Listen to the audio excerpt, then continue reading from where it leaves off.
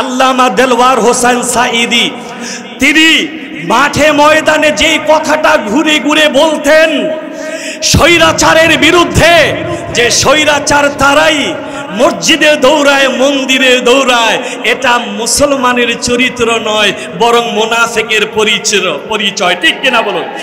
আল্লামা সাঈদী এই ডায়লগ দিয়ে দিয়ে যুবকদেরকে শিবিরে ঢুকিয়েছিল।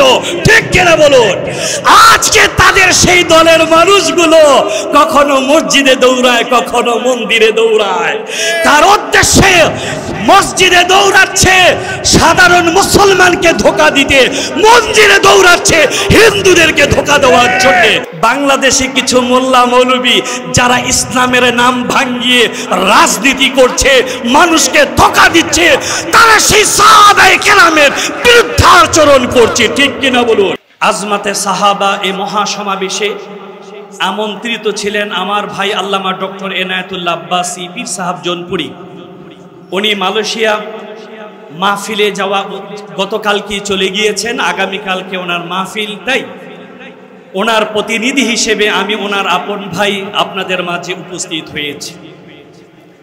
আজকের এই মাহফিল, আজকের এই মহাসমাবেশ আজমাতে সাহাবা তথা সাহাবায়ে কেরামের শান ও ইজ্জত আজমত নিয়ে কি সাধ্য আছে, কি ক্ষমতা আছে, কি ইস্তেতাআত আছে আমাদের, যে নবী করিম সাল্লাল্লাহু আলাইহি ওয়াসাল্লামের সঙ্গী সাথী সাহাবায়ে কেরাম রিদওয়ানুল্লাহি তাআলা আলাইহিম আজমাইন, তাদের শান মান আমরা আমাদের জবানে তুলে ধরব?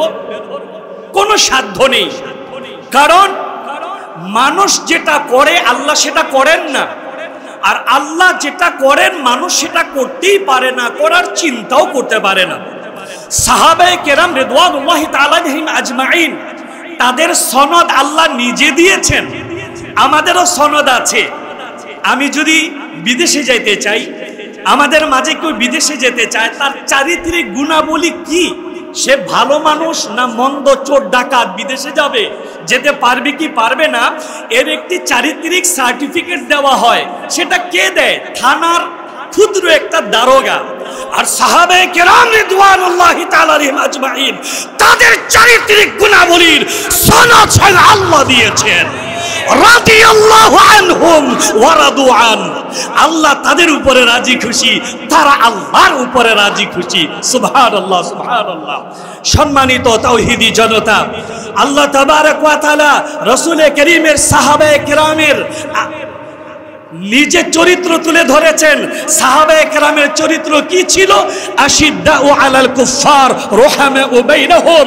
নবী করিম সাল্লাল্লাহু আলাইহি ওয়াসাল্লামের সাহাবায়ে কেরাম কাফেরদের ব্যাপারে ছিলেন অত্যন্ত কঠিন, নিজেদের মধ্যে ছিলেন পুষ্পের মতো কোমল। সুবহানাল্লাহ। এটি হচ্ছে সাহাবায়ে কেরামের চরিত্র। কিন্তু আজকে বাংলাদেশে কিছু মোল্লা মৌলবী যারা ইসলামের নাম ভাঙিয়ে রাজনীতি করছে, মানুষকে ধোঁকা দিচ্ছে, তারা সেই সাহাবায়ে কেরামের বিরুদ্ধে আচরণ করছে। ঠিক কিনা বলুন? আমি একটি কথা বলি, আমার আলোচনা ইতি টানছি। তাদের নেতা আল্লামা দেলওয়ার হোসেন সাঈদী তিনি মাঠে ময়দানে যেই কথাটা ঘুরে ঘুরে বলতেন স্বৈরাচারের বিরুদ্ধে, যে স্বৈরাচার তারাই মসজিদে দৌড়ায়, মন্দিরে দৌড়ায়, এটা মুসলমানের চরিত্র নয়, বরং মুনাফিকের পরিচয়। ঠিক কিনা বলুন? আল্লামা সাঈদী এই ডায়লগ দিয়ে দিয়ে যুবকদেরকে শিবিরে ঢুকিয়েছিল। ঠিক কিনা বলুন? আজকে তাদের সেই দলের মানুষগুলো কখনো মসজিদে দৌড়ায়, কখনো মন্দিরে দৌড়ায়। তার উদ্দেশ্যে মসজিদে দৌড়াচ্ছে সাধারণ মুসলমানকে ধোঁকা দিতে, মন্দিরে দৌড়াচ্ছে হিন্দুদেরকে ধোঁকা দেওয়ার জন্য। আল্লাহ পাক তাদের ধোঁকাবাজি থেকে আমাকে আপনাকে জাতিকে যেন হেফাজত করেন। বলেন আল্লাহুম্মা আমিন। ওয়া মা তাওফীকি ইল্লা বিল্লাহ, আলাইহি তাওয়াক্কালতু ওয়া ইলাইহি উনীব। আসসালামু আলাইকুম ওয়া রাহমাতুল্লাহি তাআলা ওয়া বারাকাতুহু।